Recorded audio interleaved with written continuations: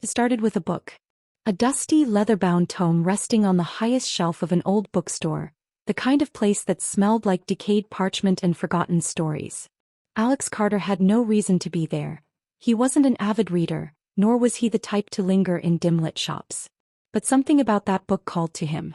The title was barely legible, the gold embossing long faded. He traced the words with his fingers, whispering them under his breath. The horror story that came to life. The moment he spoke them, a chill ran down his spine, as if unseen eyes had snapped open and fixed themselves upon him. He should have put it back. He should have walked away. But he didn't. He bought it. And the moment he stepped outside, the world felt different. The shadows stretched longer, the air carried a whisper that wasn't quite wind. But Alex shrugged it off and hurried home, oblivious to the fact that he had just turned the first page of a nightmare. Alex tried to resist. He told himself he wouldn't read another word. But the book refused to be ignored. Every attempt to destroy it failed. The pages would not burn, the spine would not break. He even left it outside, only to find it back on his desk the next morning, untouched by the elements. And each time the words changed. You can't run. You can't hide. Keep reading. Desperation took hold. He had to understand what was happening. He had to know what the book wanted. So with a deep breath and shaking hands he turned the page. As Alex read on, the words revealed a chilling new reality. Every action he took, every thought that crossed his mind was already written on the pages. His fate wasn't just being narrated, it was being controlled. The book described his fear, his hesitation, and then the next sentence formed before his eyes. He would hear his own voice, though he had not spoken. Alex froze. The room was silent. But then a distorted echo filled the space. A whisper his own, but warped and wrong. You can't stop. He turned frantically, but there was no one there. The book's pages flipped on their own, revealing a new passage. He would feel something grip his shoulder, though nothing was there. Cold fingers wrapped around his shoulder. Alex screamed. He slammed the book shut, heart hammering. But the story wasn't stopping. The book was no longer just predicting his actions. It was controlling them. And worst of all, the next page was blank. Waiting for new words to be written. Waiting for him to turn it. Alex refused to read. He locked the book in a safe, buried it under piles of clothes and tried to move on. But it didn't matter. The story continued anyway. At night he heard pages turning. Soft whispers brushing against his ear. Shadows in the corners of his vision that vanished when he turned his head. The book didn't need him to read anymore. It had already started writing itself. One night as he lay in bed, paralyzed by fear, his phone buzzed. A text message. Turn the page. His blood ran cold. The number was unknown. But deep down he knew exactly who had sent it. Or rather what. His hands shook as he reached for the book, now somehow resting on his nightstand. He didn't open it, but he could feel it pulsing beneath his fingertips like a heartbeat. Like something alive. A gust of wind rushed through the room, carrying a scent of old parchment and rot. And then, in the reflection of his window, he saw it. A figure standing behind him. Watching. Waiting. Alex had two choices, give in or fight back. But how do you fight something that exists beyond reality? The book's words changed before his eyes. He realized there was only one way out. But he refused to believe it. There had to be another way. But then the room darkened. The air grew thick. And the whispers grew louder. The book was no longer waiting for him to read. It was showing him. The nightmare was only beginning. Alex had always believed stories were just words on a page, harmless and controlled. But now he knew better. He was trapped in something older, something far more sinister than he could comprehend. The book's pages flipped open on their own. The words scrawled themselves in real time. He picked up the pen and wrote his next sentence. Alex's hands trembled as he reached for a pen resting on his desk. He didn't want to do it. He fought against the compulsion. But the moment his fingers grasped the pen, his body wasn't his own anymore. The ink flowed. His hand moved against his will, forming words he hadn't thought of. But they weren't just words. They were instructions. He would open the door. He would let it in. Tears welled in his eyes as his body obeyed. Step by step he approached the front door. His heart pounded as he reached for the doorknob. A whisper slithered through the air behind him.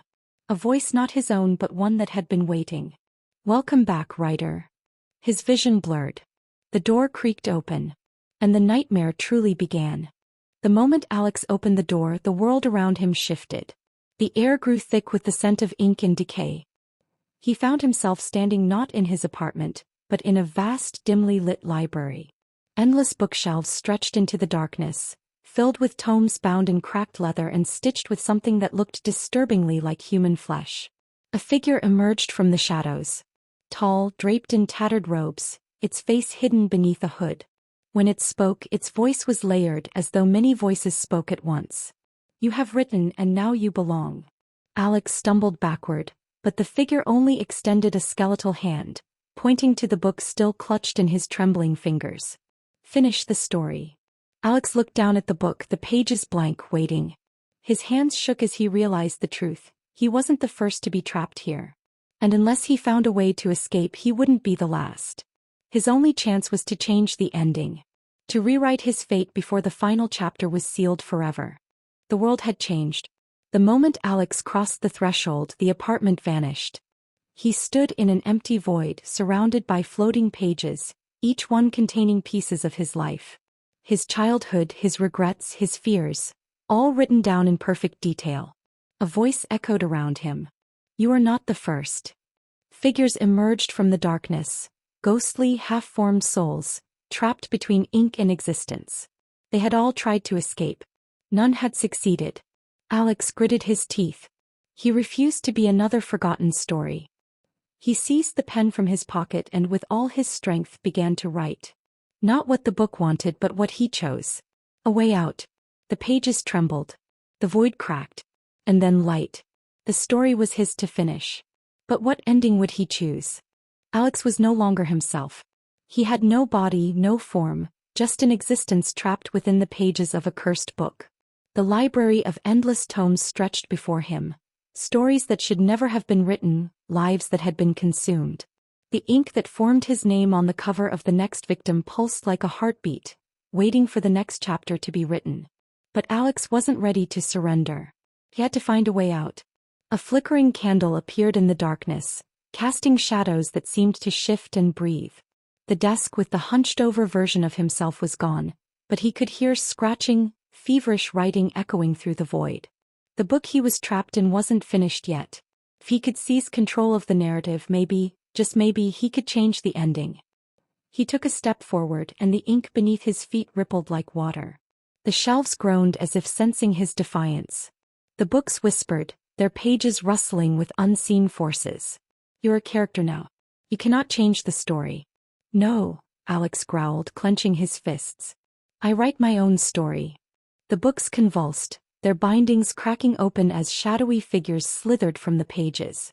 Faceless entities, ghosts of those who had been trapped before him, rose from the ink, their mouths moving in silent screams. A book snapped open before him, pages flipping violently. He would be swallowed by the void, his story ending in ink and oblivion. "No." Alex lunged forward, grabbing the book, forcing it to stop. The moment he touched it, the pages shifted, words bending, reshaping under his will. "Alex Carter will find the missing page, the one that can break the curse." A gust of wind howled through the endless corridors. The figures recoiled, screeching in fury. The bookshelves trembled as Alex sprinted toward a distant desk, where a lone, torn page fluttered. The missing piece of the story.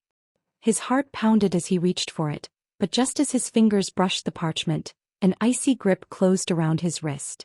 The library itself did not want him to leave. The ink coiled around him, dragging him downward, back into the book, back into the story it had written for him. But Alex refused to let go. With his free hand, he seized the page and pressed it against the book's spine. The moment it touched, the words blazed like fire, rewriting, undoing, erasing. The library roared in protest.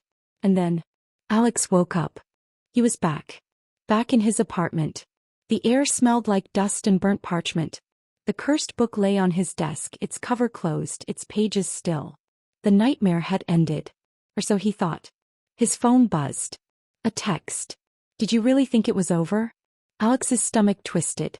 His reflection in the darkened screen flickered. His face wasn't entirely his own. Shadows curled at the edges of his vision. He grabbed the book and rushed to the fireplace. This time he wouldn't hesitate. He struck a match, let the flames consume the pages, watched as the cursed words turned to ash. For the first time in days, silence filled the air. Alex let out a shaky breath. It was done. It had to be done. But then, a knock at the door. Slow. Deliberate. His blood ran cold. He turned toward the sound, dread creeping up his spine. The knock came again. And then, a whisper, slithering through the air like a forgotten page turning.